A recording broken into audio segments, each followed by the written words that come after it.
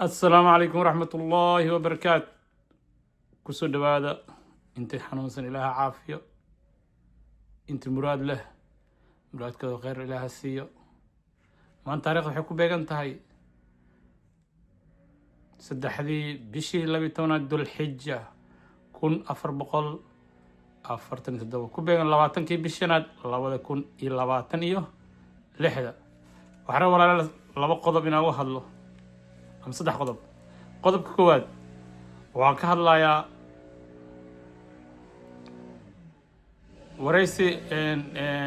waraysiga times jariidada ayaa sheegaysa in axmed najaad ay maraykanka ay wateen ayna rabeen inay ku bedelaan markay dilaan ama dagaal ku dhammaado cali qumeeni.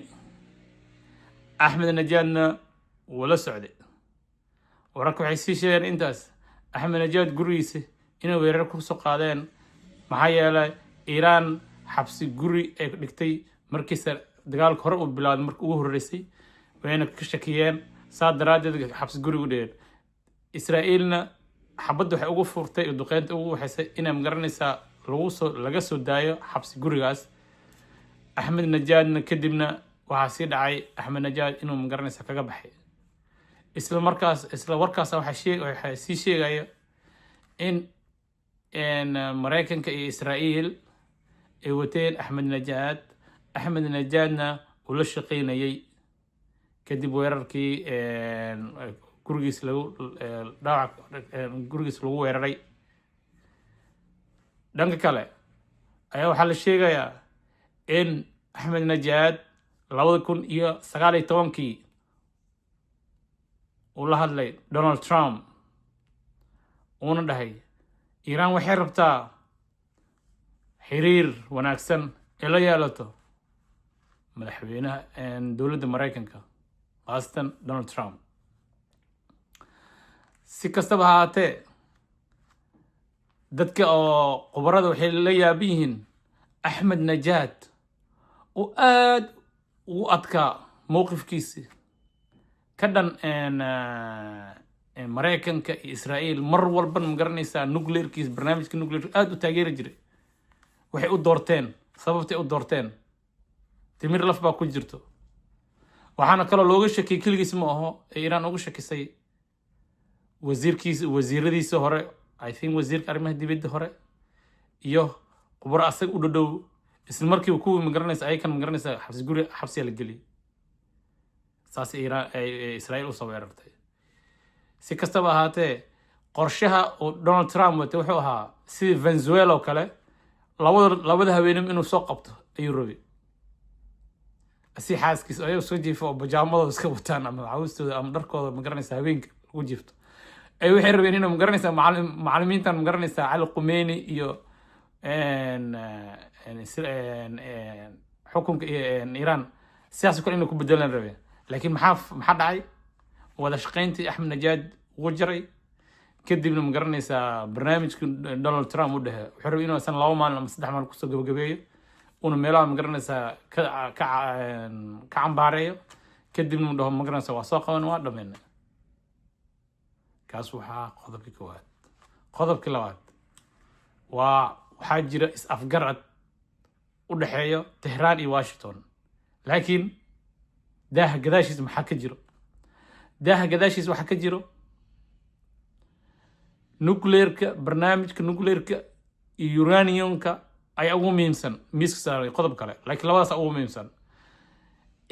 maraykankan wuxuu rabaa inuu magaranaysaa totally magaranaysaa afka magaranaysaa wax nuclear dambe magaranaysaa iiraan xarumaheeda waaweynka uu kulli baabi'iyo hal xarun bis usoo reebo. uraniumkana wuxuu rabaa 400 oo kiilo magaranaysaa inuu qaato. waxaana lagu casriyey meelo kala duwan. iiraan waxay dhahday waxa u adeegsanaa inay qaadati iska daayo way diiday nuclearkan inay magaranaysa xarumaha baabiso way diiday ayadana. waxayna dhahday waxaa uraniumka u isticmaalaa korontada u isticmaalaa caafimaadkana u isticmaalaa. si kastaba ahaatee maxaa kaloo dhacay marka waxaa jirto maxaa la dhihi jiray meelo badan ma garanaysa ay ku leeyihiin een xarmo badan ay ku leeyihiin aa jirto ay nuclear ku leeyihiin sida dadka ay garanayaan oo kale waxaa ugu caansan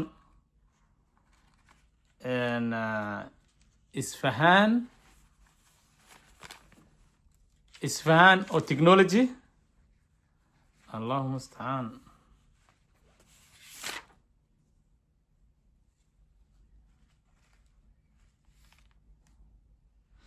dhanka kale waxaa sheegay inuu uranianka ay tahay si ay ugu isticmaasho soo saarista korontada iyo nuclearka iyo arrimaha caafimaadka sain sheegay marka waxay leeyihiin khubarada iran ama maxaa la dhihi jiray de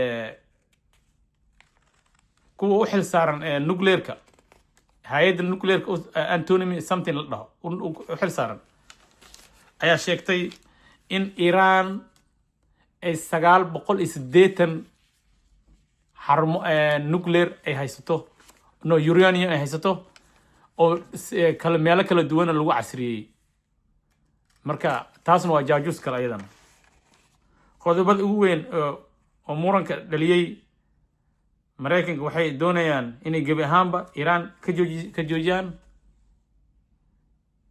uraniumka xitaa kuwa hoose hataa loo isticmaala ma rabaan hataa dhan kale iran waxay sheegtay inay uraniumkeeda ay si ugu isticmaasho korontadii waxaas khilaafka labada wuxuu ku saabsan yahay maadaama la joojinayo tayeenta uraniumka maraykanka wuxuuna doonayaa hakad la geliyo halka iran ay sheegayso wax hakad aan la gelin karin waxay leeyihiin maraykanka wuxuu leeyahay 20 sano ayaa hakad la gelinaya la joojinaya sida iran waxay leedahay hakada la gelinaya laakiin wixii ka dambe 15 sano kadib waxaan u isticmaali doonaa 3.6 3.6% ayaan tartiib garanaysa u isticmaali doonaa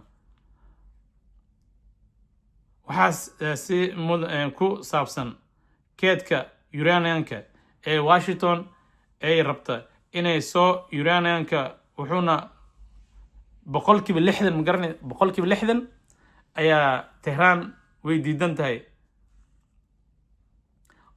waa kana hay'ad waxa la International Atomic Energy ayaa hore u sheegtay in Iran ay haysato 980 uranium oo la tiyeeyay meelo kala duwan lagu tiyeeyay khilaafka saddexaad maraykanka wuxuu doonayaa xarumaha Iran inuu burburiyo totally xarumahaasna waxaa ka mid ah Fordo Foul Energy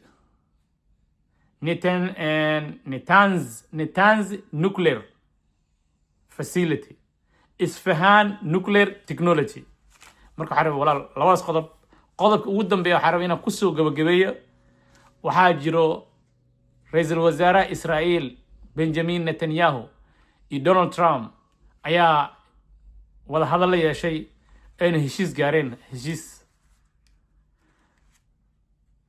heshiiskaas oo ku saabsan Iran Donald Trump wuxuu dhahay waxaana arki doontiin wax aan rabo oo leeyahay waa la soo afjari doona dagaalka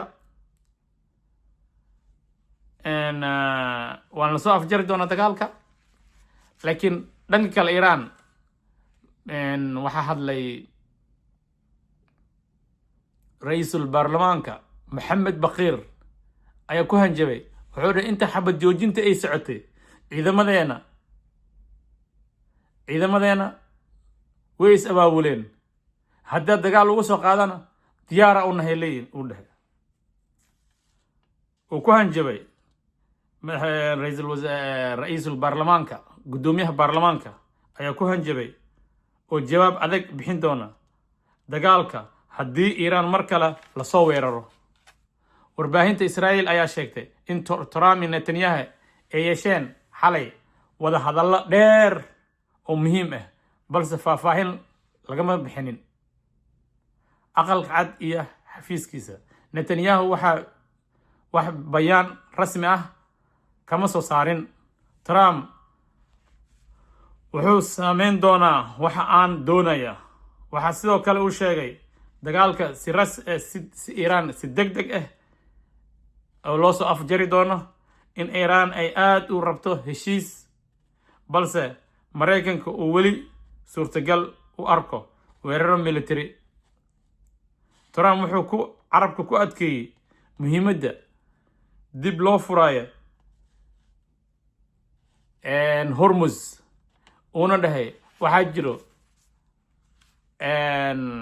khilaaf Iran dhexdooda ka jirto, muhiim waa in la furo Hormuz, sirada Hormuz, laakiin wuxuu leeyahay carabka ku adkeeyey khilaafa dhexdooda ka jira Iraniinta. Iran waxay ku hanjabtay inay weerari doonto dagaal haddii Iran lagu soo xeeyo. ciidamada ilaalinta ciidamada Iran ee abaabulan ayaa sheegaya ciidamada ilaalada Iran ayaa sheegay haddii Iran lagu soo gardareysto uu dagaalka ma garanaysaa bariga dhexe ku sifaa ka bixi doona. xadad wuxuu ku jira bariga dhexe, wadamada khaliijka, Lubnaan, xuutiyiinta marmar soo gala intaas, laakiin waxay leeyihiin bariga dhexe dhan wuu ka baxaya, dagaalku wuu sii faafaya, meelaan bariga dhexeen ahayn ayuu ku sii faafaya. Islamic Revolution ciidamada ilaalada ayaa bayaan sheegay inuu ku isticmaal, waxay dhaheen awooddeena ma isticmaalinba. marka haddii ma garanaysa dagaalka mardam la soo gardareysta Iran maxaa dhici doono? dagaalka bariga dhexe wuu kasii faafi doonaa. intuu hadda uu xadidaysan yahay bariga dhexe bes waaye, laakiin wuu ka bixi doonaa, xadka wuu dhaafi doonaa. marka walaalahay waxaan rabay saddexda qodob. qodob koowaad waxaa saddexda qodob waxaa weeyaan Netanyahu Donald Trump oo heshiiyey oo dagaalka Iran ka heshiiyey oo weli si rasmi ma garanaysaa looma soo faahfaahin, oo arki doonaa. iyo Iran iyo Mareykanka oo nuclearkooda iyo uraniumka ay kan kala hadlay. iyo qodobka ugu horeeya oo ahaa maxaa qodobka ugu horeeya labaas ugu muhiimsan. saddexda qodob ugu hadlay, qodobka koowaad, qodobka labaad iyo qodobka saddexaad. marka waxaan rabay intaas inaan la soo wadaago. وإن سلام السلام عليكم ورحمة الله وبركاته. وحي ورق كساق سابسن إن شاء الله وركينا دم هدي الله يراد. السلام عليكم ورحمة الله. طبعا كان دم هلقة فايدة ولا ليال.